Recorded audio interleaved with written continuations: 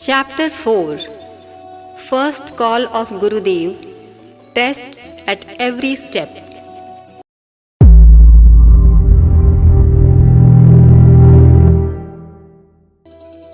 Interview with the Rishis in the inaccessible Himalayas. The first day was spent in having a glimpse of the Supreme Spirit in the natural beauty of Nandanvan.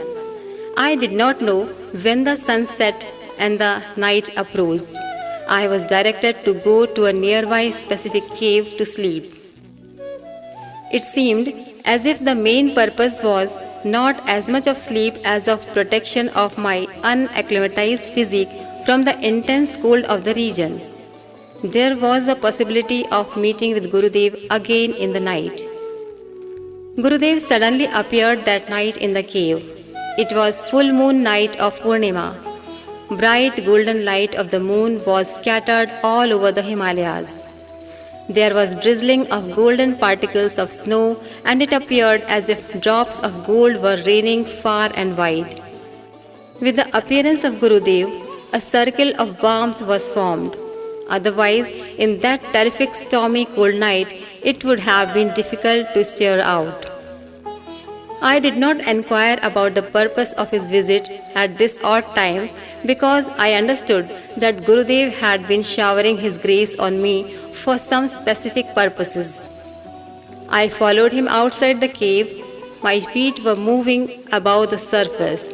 I realized that day why there was necessity to acquire siddhis, that is supernatural powers, of flying in the air, walking in the space. It was more difficult to walk on a rough and rugged glacial snowy surface than to walk on the surface of water. Nowadays, one may not feel the necessity of such siddhis, but they were definitely needed in those days for movement in those inhospitable regions. I came out of the cave, trembling with bitter cold, and started moving behind Gurudev like his tail in mid-air over the golden Himalayas. The purpose of that day's pilgrimage was to introduce me to the Tapasthali, place of worship of ancient Rishis. They had all cast off their physical bodies, but most of them had retained their astral bodies. Casual bodies of some of them could also be glimpsed through their astral bodies.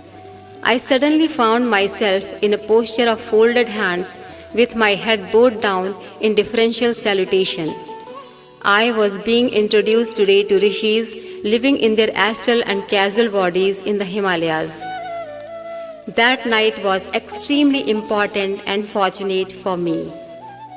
Earlier, I had seen only those caves of Uttarakhand during my journey which were easily approachable. I realized today that there was far more unseen compared to what I had seen so far. Small caves were being used by wild animals, but bigger ones were orderly, neat and clean and were meant for rishis who were living in their astral bodies. They still lived there occasionally on account of their past association. All those rishis were in Dhyan Mudra, the meditative posture. Gurudev told me that they often lived in that state. They did not interrupt their meditation without some valid reason. Their astral bodies, along with their names, were introduced to me. This spiritual treasure is the speciality and uniqueness of this region. They all knew beforehand about my visit with Gurudev.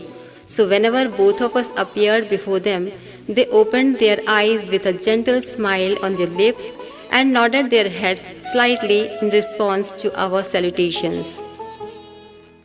There was no conversation with any of them.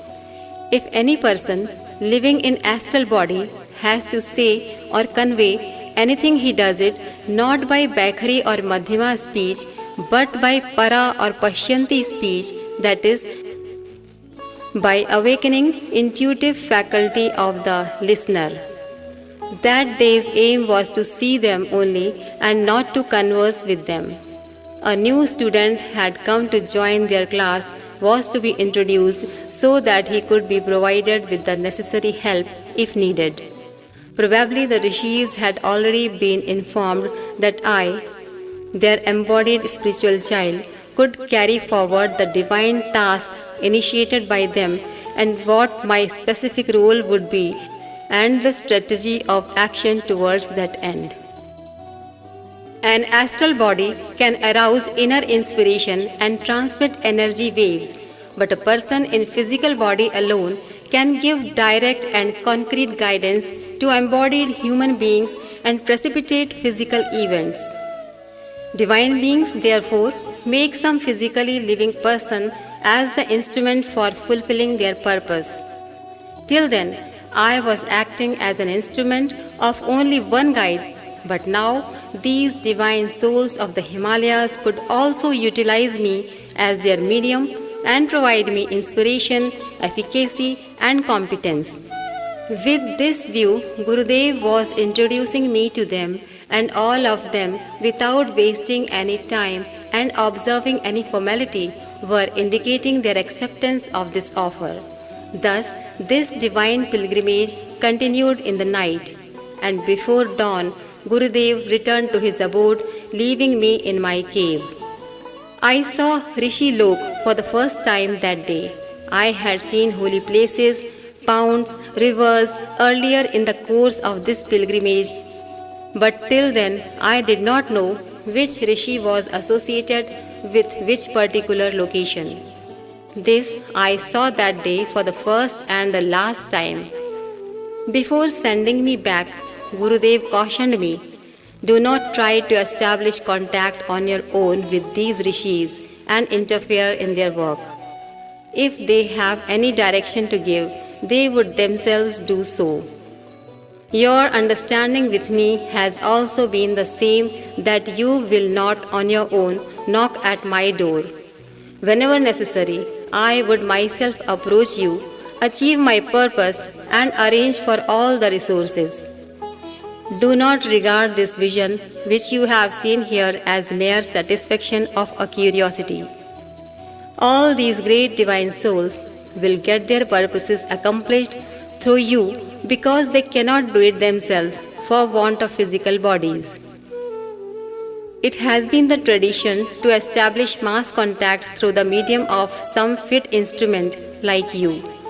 Henceforth, you should regard instruction of all these rishis as my own instructions and do whatever you are directed to do. What could I say except nodding my acceptance? Gurudev disappeared. Clarifications about the outline of future programs. The next day of the stay at Nandanvan was all the more amazing. The vision of seeing rishis along with Gurudev during the previous night was moving before my eyes like a film. As sun spread on the velvety carpet of Nandanvan, it appeared as if heaven had descended on the earth. Flowers of different kinds and colors were thickly scattered on the plain plateau, and it appeared as if a green carpet had been spread out. All of a sudden, Gurudev appeared. Unlike the previous night, he was now in the same form of field of light in which he had appeared before me for the first time in my room of worship. Gurudev said, I was aware of your devotion and courage of past births. This time I called you here, put you to 3 tests to make sure that you were morally and mentally fit and strong to undertake more important tasks. I have remained with you throughout this pilgrimage and have been watching all the events and your reactions to them and feel fully assured. If your faith had not been unshakable and your vision transparently clear, rishis living in their astral bodies in this region would not have appeared before you and expressed their soul's anguish. They want that their incomplete works be completed. Great souls do not bare their hearts before weak, miserable, and incompetent persons. They have expressed their feelings before you, considering you competent. If your surrender is genuine, you have to carry out as life's only mission the programs chalked out for you with full devotion. The first program is to perform 24 Purasharans of 24 lakhs Gayatri mantras in 24 years. Great competence is required for accomplishing great works, and so you have been entrusted with this first program. The second program is twofold. You have to continue your study and take up translation of Sanskrit treatises composed by ancient sages into Hindi and arrange for their publication to make them easily available to the masses. This will help in rejuvenating the almost extinct divine culture which is capable of becoming the bedrock for the future global civilization. Side by side, so long as you are on the physical plane, you have to facilitate publication of your writings in as many languages as possible to make available the message of divine life on earth to people at large. This work is related with the capability acquired by you through your first sadhana. To this end, dedicated and erudite persons will gather around you in due course of time and will carry forward the work initiated by you. The third work is to play an overt and covert role as a freedom fighter in the struggle for independence. This struggle will last till 1947. By that time, most of your Purasharans will have been completed. This is the first phase. At present, there are no indications that Britishers will easily grant independence to India and quit. But this aim is bound to be achieved even before your Purasharans are completed. By that time, you will have gained ample in-depth and broad-based experience and capability to undertake with wholehearted concentration the primary mission of your life, establishment of a divinized humanity on earth. A Purasharan should culminate in Purnahuti by Yagya. A Mahayagya after the end of 24 Purasharans should be on such a scale that 24 lakhs ahutis, that is offerings in sacrificial fire, could be given so that through its medium you may be able to lay the foundation of an organization. This needs expenditure of lakhs of rupees and cooperation of lakhs of people. Do not believe that you are alone and you have no money. We are with you behind the energy generated by your upasana. Have complete faith that everything will be done at the appropriate time. People will come to know about the miraculous results of devout austerity and sadhana of a true sadhak. This is the first phase of your program. Go on doing your duty. Do not think that our power is insignificant. You may seem to have limited power, but when both of us unite, our power will be multiplied manifold, just as 1 and 1 put together make 11. Always remember that it is a divinely guided mission. Then why have any doubt? It is not necessary to chalk out any program in detail at present. Go on with your studies, Purasharans, and your work as a freedom fighter. Live at present in your birthplace and accomplish all these 3 programs of the first phase. I may also give an indication of the future plan. The task of publication of literature and setting up of a widespread organization for moral and spiritual upliftment are to be accomplished at Mathura. Purnahuti of the Purasharans will also be performed there. Press, publication and other activities relating to manifestation of divinity in humanity and descent of heaven on earth will also be initiated in an organized manner at Mathura. This attempt will take the form of an unprecedented historical movement. The third phase is to fulfill the will of all these rishis who live in their astral bodies here. You have to sow the seeds for revival of rishi traditions which will sprout and spread worldwide in due time. This work will have to be done in the Tapobhumi of Sapt Rishis at Sapt Sarovar, Haridwar.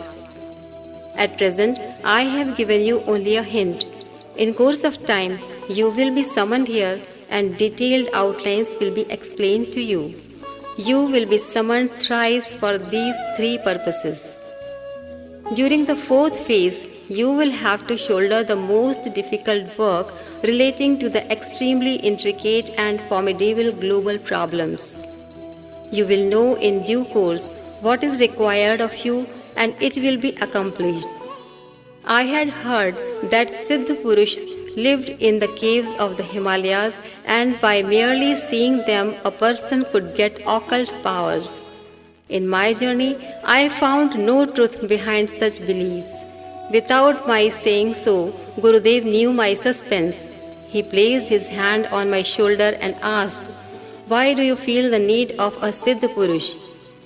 Are you not satisfied by having a glimpse of the astral bodies of the Rishis? Are you not satisfied with what has been revealed to you through me?" My life, its legacy and message. Hamari Vasiyat और विरासत. Author PtShriramSharmaAcharya. If you found this video helpful, then please like, comment and share it and subscribe to our YouTube channel Rishi Chintan. Please press the bell icon so that you will receive notifications of our upcoming videos. Thank you.